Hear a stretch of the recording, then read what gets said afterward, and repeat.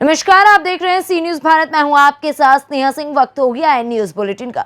इस बुलेटिन में हम जानेंगे कि कहां डॉक्टर अंबेडकर की प्रतिमा टूटने पर क्षेत्रीय जनता में दिखा आक्रोश, कहां बाइक सवार और ट्रैक्टर की टक्कर में एक की ही मौत, और इसी के साथ जानेंगे कि कहां नहीं थम रहा है फायरिंग की घटनाओं का मामला।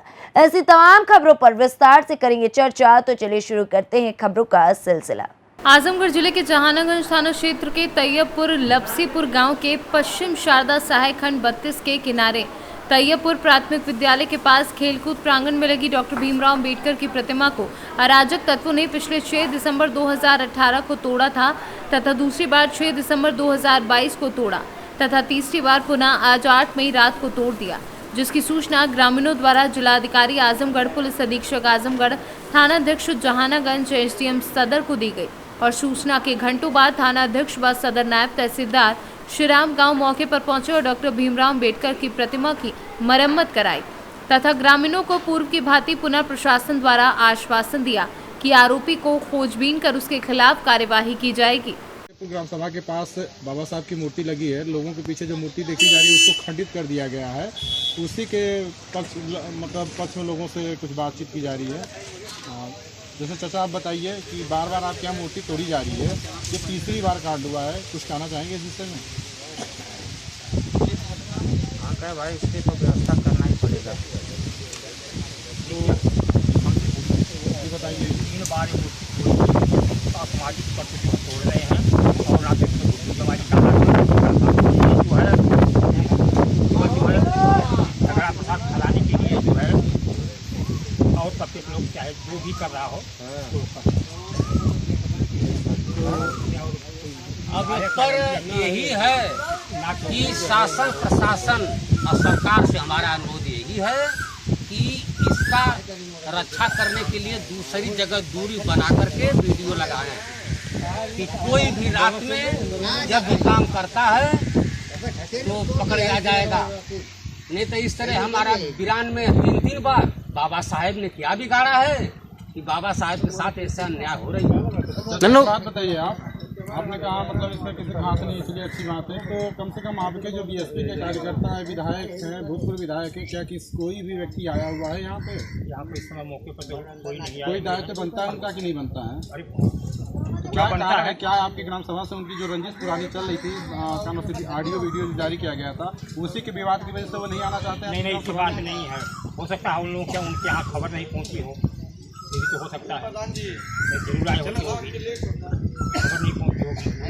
खबर नहीं पहुंची होगी। प्रशासन आपके यहाँ 5 बजे आ गया था और क्षेत्र के सभी लोग आ गए थे, क्योंकि लगातार उनके पास फ़ोन भी किया गया था मगर वो आए नहीं। उनके पास 5 बजे जानकारी दे दी गई थी। तब इसका मतलब विधायक कंपनी जो है तो क्या 5 बजे आप बता रहे हैं खबर नहीं और आए नहीं, विधायक कमी है या आपकी ग्राम सभा से रोज का क्या है? उनको जो रोज कुछ नहीं उसके लिए हम लोग क्या करें? वोट जब भी रहे हैं पार्टी में उनको हम लोग और वोट दिए हैं। आजमगढ़ से सीनू संवाददाता राजू प्रसाद शास्त्री की रिपोर्ट। डबरा में बाइक सवार और ट्रैक्टर की टक्कर में एक की मौत, एक गंभीर रूप से घायल। टक्कर में अभिषेक कुशवाहा की हुई घटनास्थल पर मौत, तो वहीं अनूप कुशवाहा हुआ गंभीर रूप से घायल। ग्राम जंगीपुर गोंगे के पास हुआ एक्सीडेंट पिछोर थाना क्षेत्र का बताया जा रहा है मामला। डायल 100 की सहायता से पहुंचाया सिविल अस्पताल डबरा। डबरा से सीनू संवाददाता ओम बाबू प्रजापति की रिपोर्ट। इंदौर शहर के राव में अंतर्राष्ट्रीय मातृत्व दिवस के अवसर पर अनुराग ठाकुर बैडमिंटन अकादमी का शुभारंभ पूर्व राज्यसभा सांसद रघुनंदन शर्मा की अध्यक्षता में संपन्न हुआ। अकादमी के शुभारंभ में मध्य प्रदेश बैडमिंटन एसोसिएशन के सेक्रेटरी अनिल चौगले एवं उपाध्यक्ष प्रवीण वशिष्ठ, भाजपा के वरिष्ठ नेता कंचन सिंह चौहान एवं शहर के कई गणमान्य नागरिक, खिलाड़ी, पत्रकार एवं खेल प्रेमी शामिल हुए। अकादमी के फाउंडर एवं प्रशिक्षक अनुराग ठक्कर मध्य प्रदेश के उन चंद खिलाड़ियों में शामिल हैं जिन्होंने मध्य प्रदेश के under 10 mini badminton, under 13 mini jet, under 16 सब जूनियर, अंडर 19 जूनियर एवं सीनियर एकल व युगल बैडमिंटन दोनों में राज्य विजेता होने का गौरव प्राप्त किया है। इसके साथ ही मिनी बैडमिंटन के राष्ट्रीय विजेता एवं उप विजेता रहे हैं। जी आज एकेडमी का शुभारंभ हुआ है, क्या शुभकामनाएं देना चाहेंगे और क्या संदेश देना चाहेंगे? अनुराग ठक्कर जिन्होंने ये एकेडमी का आज या जिस एकेडमी का प्रारंभ हो रहा है, ये एक इंटरनेशनल प्लेयर रह चुके हैं और मैं उम्मीद करूंगा कि इस एकेडमी के इंटरनेशनल प्लेयर भी ये तैयार करें। और मेरी बहुत बहुत शुभकामना है। मध्य प्रदेश में बैडमिंटन खेल प्रगति पे है और जगह जगह जितनी एकेडमी खुल रही है तो ये इस बात का संकेत है कि खेल की पॉपुलैरिटी बढ़ती जा रही है और खेलने के लिए सुविधाएं प्रदान होती जा रही है। तो इस संबंध में एक कड़ी और जुड़ी है और उम्मीद करता हूं कि यहाँ से बहुत अच्छे प्लेयर निकलेंगे और आगे भी प्रदेश का नाम रोशन करेंगे। जी, आपका परिचय? मैं Anil Chougale, secretary Madhya Pradesh badminton association और joint secretary badminton of India. मैं प्रवीण वशिष्ठ, अध्यक्ष उज्जैन डिस्ट्रिक्ट बैडमिंटन एसोसिएशन और उपाध्यक्ष मध्य प्रदेश बैडमिंटन एसोसिएशन। अनुराग ठक्कर बहुत प्रतिभावान, बहुत होनहार और राष्ट्रीय स्तर का खिलाड़ी रह चुका है और अंतर्राष्ट्रीय स्तर पर उज्जैन का मेल कैटेगरी में पहला खिलाड़ी है जिसने अपना नाम रोशन उज्जैन का और अपने परिवार का अंतर्राष्ट्रीय स्तर तक किया है। बहुत इतना बड़ा चैलेंज उसने लिया है। आज हम पूरा बैडमिंटन परिवार उसके साथ है।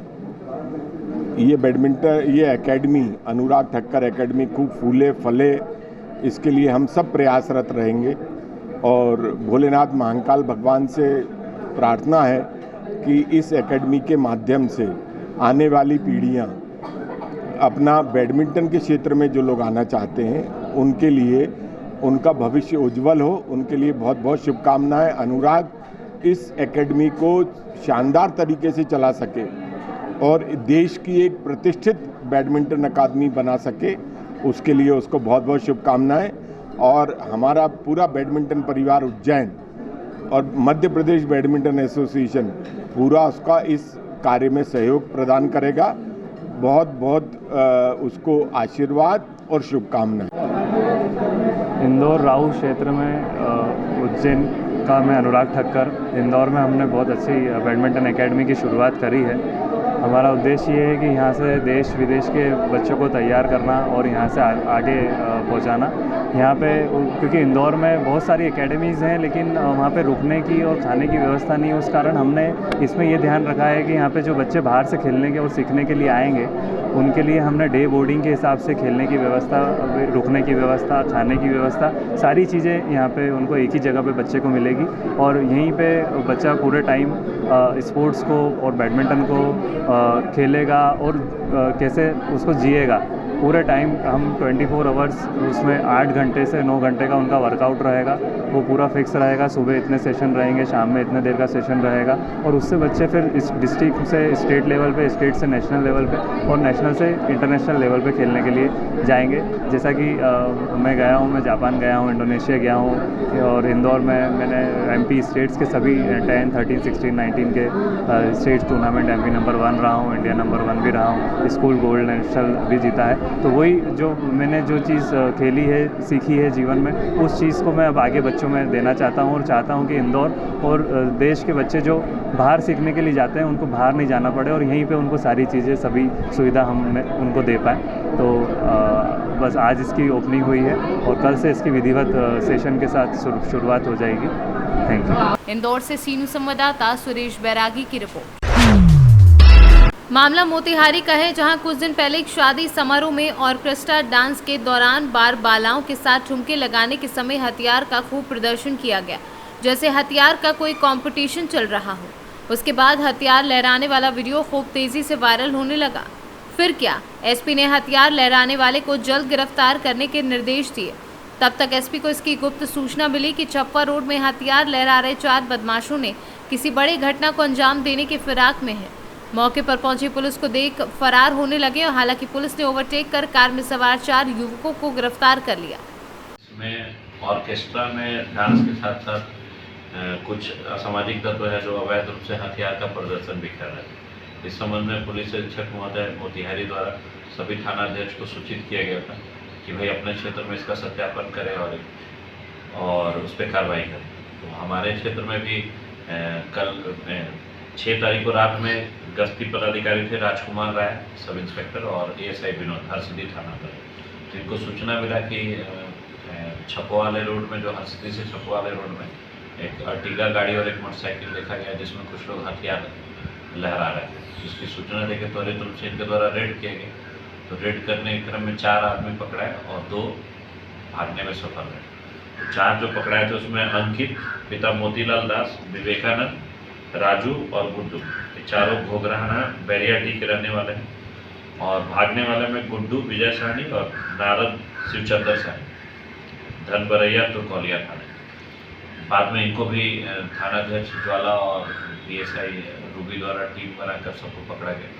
पूछताछ के क्रम में हम लोगों को वीडियो भी मिली। वीडियो से हम लोग को मिलान मिला। वीडियो में तो अंकित और विवेकानंद साक्षात रूप से दिखे जा रहे हैं अवैध हथियार का प्रदर्शन करते हुए। और इनके पास से 2 लोडेड कट्टा देसी और 5 राउंड जिंदा गोली और एक अर्टिगा गाड़ी और एक हीरो मोटरसाइकिल बिना नंबर की बरामद हुई। अर्टिगा का नंबर BR05P 7102। तो उसके बाद जब इनका पूरा सत्यापन किया तो उसमें अंकित कुमार जो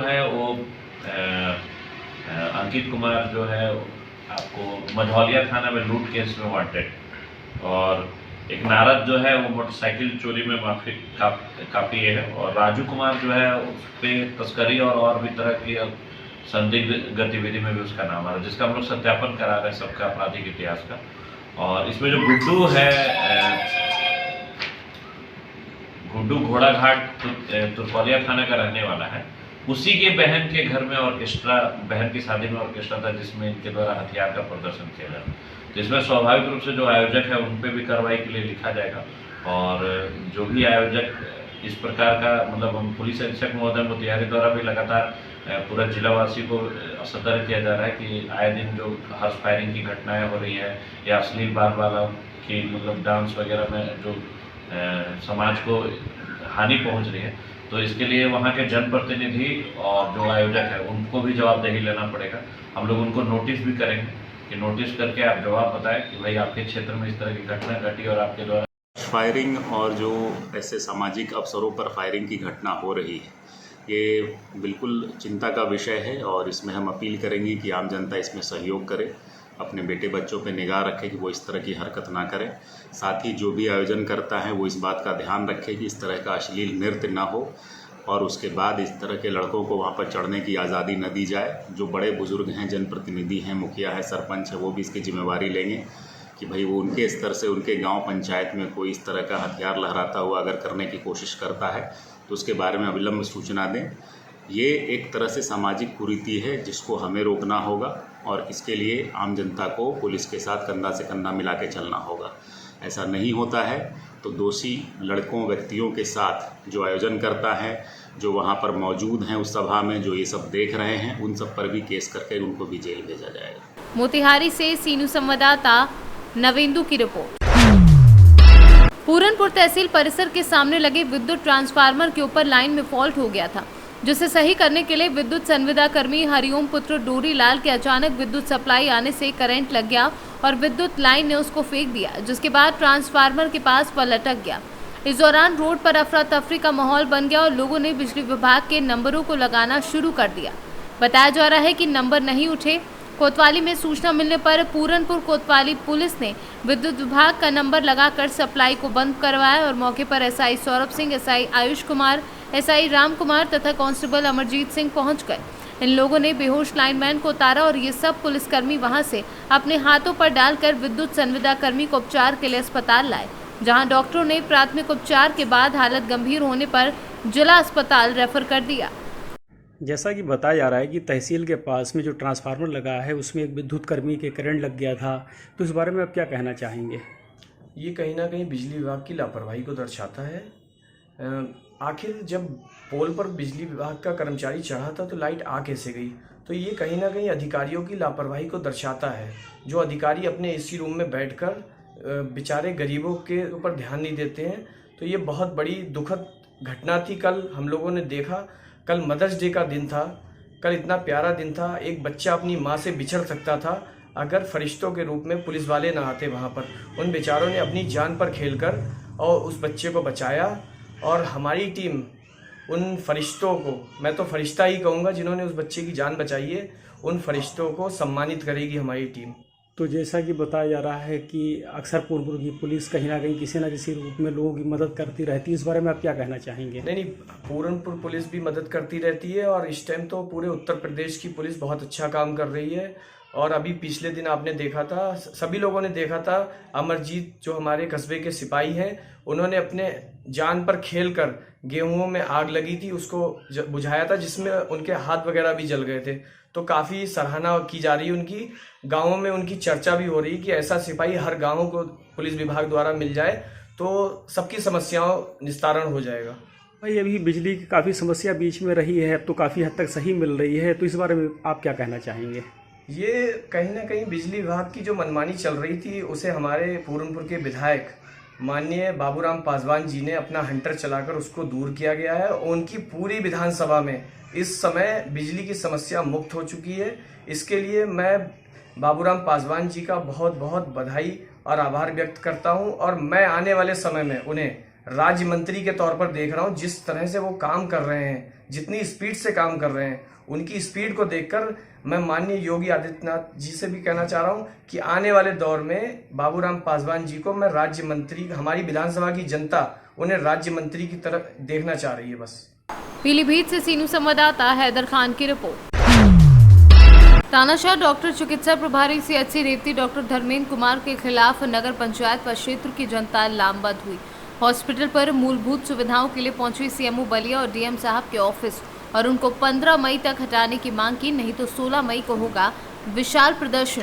आप सभी को धन्यवाद। मेरा नाम भोला ओझा है और मैं नगर पंचायत रेवती का रहने वाला हूँ। हम यहाँ अपनी मूलभूत सुविधा स्वास्थ्य संबंधी मामले में इस माननीय DM साहब के कार्यालय में पहुँचे हैं। एक हमारे यहाँ के बहुत ही तनाशाह दबंग प्रवृत्ति के प्रभारी चिकित्सा अधिकारी डॉक्टर धर्मेंद्र कुमार यादव जी हैं, जिनके यहाँ इलाज कराने अगर कोई भी समाज सेवी व्यक्ति किसी व्यक्ति को इलाज कराने जाता है तो सबसे पहले इलाज न करते हैं, सीधे सीधे रेफर करते हैं। पूछने पर सीधे एक ही लाइन जवाब होता है कि नेतागिरी कम करिए, नहीं तो मुकदमा करा के जेल भेज देंगे।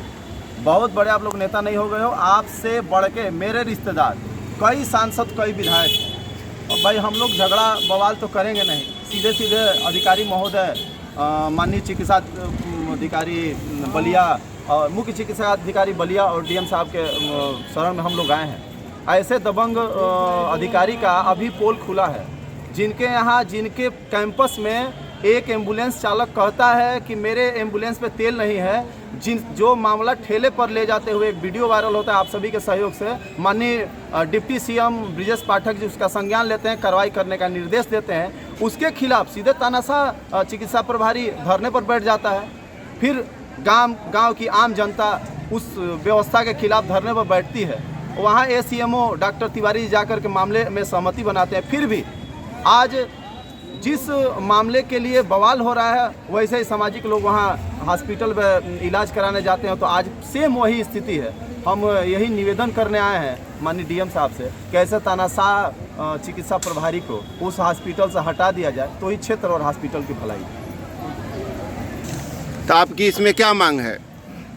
हम तो एक ही मांग है कि हमारी मूलभूत सुविधा शिक्षा, सुरक्षा और स्वास्थ्य होती है, जिसमें स्वास्थ्य सबसे ऊपर आता है और स्वास्थ्य विभाग ही इतनी लापरवाह हो जाएगी तो ऐसे सुधारने का निवेदन तो हम अधिकारियों के सामने करेंगे। तो हमारे एक ही मांग है कि ऐसे तानाशाह अधिकारियों को यहाँ से हटा दिया जाए। बलिया से सीनू संवाददाता चंदन की रिपोर्ट। थाना पचोखरा क्षेत्र के अंतर्गत गांव इमलिया निवासी शारदा देवी उम्र तकरीबन 60 वर्षीय, जिसकी पुलिस के द्वारा पिटाई होने के बाद मौत हो गई थी, उसी विषय को लेकर कप्तान DM के द्वारा की गई प्रेस वार्ता, जिसमें पत्रकारों को खबर चलाने को लेकर बनाया गया दोषी। जी सर, किस तरह से प्रेस वार्ता रखी गई है, किस संबंध में? ये पचोखरा थाने के अंतर्गत इमलिया गांव है। वहाँ पर एक लगभग 58 से 60 वर्ष की महिला, जिसका नाम शारदा था, उनकी मृत्यु होने की सूचना प्राप्त हुई थी। उसके बाद परिजनों के द्वारा एक तहरीर दी गई, जिसके आधार पर थाने में FIR दर्ज हुई और कल उसका पोस्टमार्टम कराया गया था। कॉज ऑफ डेथ जो पोस्टमार्टम से निकल कर आई उसमें कोई इंजरी या किसी प्रकार की चोट का कोई निशान नहीं था और उसमें जो कॉज ऑफ डेथ है वो नेचुरल आई है। सीएमओ साहब ने इसकी प्रेस कॉन्फ्रेंस अलग से की थी और उन्होंने कॉज ऑफ डेथ के बारे में विस्तार से बताया था। तो बेस्ड ऑन एफआईआर और ये जो पोस्टमार्टम की रिपोर्ट आई है इसके आधार पर आगे की वैधानिक कार्यवाही होगी। देखिए, कल जो घटना प्रकाश में आई थी इसमें यूपी 112 पर एक कॉल आई थी कि एक महिला की मृत्यु हुई है, जहां पर कुछ पुलिस वाले तस्दीक करने गए थे और घर वालों ने कुछ गांव के लोगों पे और पुलिस पे आरोप लगाया था कि दुर्व्यवहार की वजह से मृत्यु हुई है। तो इसमें पहले तो पोस्टमार्टम जो है इमीडिएटली कराया गया, डॉक्टरों के पैनल से कराया गया और उसमें वीडियोग्राफी भी कराई गई।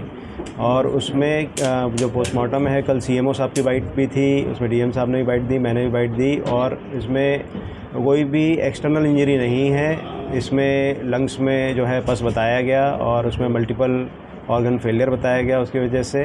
तो इस तरीके से ये एक नेचुरल डेथ जो है सीएमओ साहब द्वारा बताई गई है। फिर भी इसमें जो तहरीर दी गई थी परिजनों ने, तो उसके लिए जो उसमें पारदर्शी विवेचना के लिए उसको लिया गया और उसमें मुकदमा भी दर्ज किया गया। अब जो विवेचना है आगे उसमें विधिक कार्रवाई की जाएगी, वैधानिक कार्रवाई की जाएगी based on postmortem evidence and उसके अलावा जो भी एविडेंसेस हमको मिलती हैं। इसके अलावा जो पुलिस कर्मचारी गए भी थे उन्होंने अपनी फ़ोटो भी शेयर की है, जो उसके बगल के घर में भी उन्होंने तस्दीक किया है, वहाँ पर जो है फ़ोटो भी शेयर की है लोगों के साथ में और शांतिपूर्ण तरीके से वो दिख रहा है। तो इस तरीके से और भी एविडेंसेस हम लोग देख रहे हैं, गांव में जो भी उन्होंने तहरीर दी है उस पर एविडेंसेस पूरी ली जा रही हैं, आगे वैधानिक कार्रवाई की जा रही है। पूर्ण रूप से जो है शांति व्यवस्था है, सभी लोगों का सहयोग है। Thank you. फिरोजाबाद से सीनू संवाददाता सन्नेश कुमार गुप्ता की रिपोर्ट। कैंट पुलिस ने कारमल रोड तिराहा पर चेकिंग के दौरान एक पल्सर पर सवार 3 लोगों को रोका और उनसे पूछताछ कर गाड़ी के कागजात मांगे, लेकिन उन लोगों के पास कोई कागज नहीं था। कड़ाई से पूछताछ में इन लोगों के द्वारा पता चला कि ये वाहन चोर गैंग के सदस्य हैं और भीड़ भाड़ वाले जगहों से गाड़ी को चुराकर सुनसान जगह पर रख देते हैं।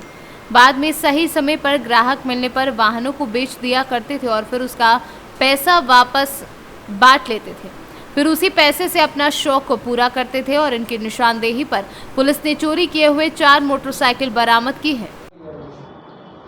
ये एसएचओ कैंट 1 की टीम द्वारा एक चोरों के गैंग को पकड़ा गया है बीती रात्रि में, जिसमें 3 उनके सदस्य इस गैंग के गिरफ्तार हुए हैं, जिसमें एक का नाम है सोनू कुमार डोंग, दूसरा है अविनाश कुमार डोंग और तीसरा है सुहेल हाशमी, जिसमें से 2 थाना कैंट के ही रहने वाले हैं और तीसरा जो तिवारीपुर थाने का रहने वाला है। ये बेसिकली मोटरसाइकिल की चोरी करते हैं और कभी कभी ये बैग वगैरह भी छीन कर भागते हैं, जिसमें से सोनू कुमार डोंग पहले भी लूट के एक मुकदमे में जेल जा चुका है। ये इनके पास से चोरी की 4 2 पहिया गाड़ियां बरामद हुई हैं, जिसमें से एक थाना खोराबार से चोरी हुई थी, वहां मुकदमा पंजीकृत है। एक बेतिहाता थाना कैंट में चोरी हुई थी, पंजीकृत है। बाकी 2 मोटरसाइकिल के विषय में भी तस्दीक किया जा रहा है। अभी तो इनके पास से बरामद हुई है, बरामद हो गई जो इन्होंने चोरी की है। अभी कहाँ बेचते हैं इसके बारे में इन्होंने नहीं बताया है, पूछताछ चल रही है। कहाँ से ये गाड़ियाँ चोरी करते थे अक्सर? अब ये जैसे एक तो इन्होंने बेतिहाता से चोरी की है, एक खोराबार में इन्होंने वहाँ से चोरी की है। इस तरह से इन्होंने चौराहे तिराहे मार्केट जहाँ भी गाड़ियाँ इनको मिल जाती थी उसको चेक करते थे, अगर खुली है उसको चोरी कर लेते थे। इन लोगों को कितने लोगों का ग्रुप है?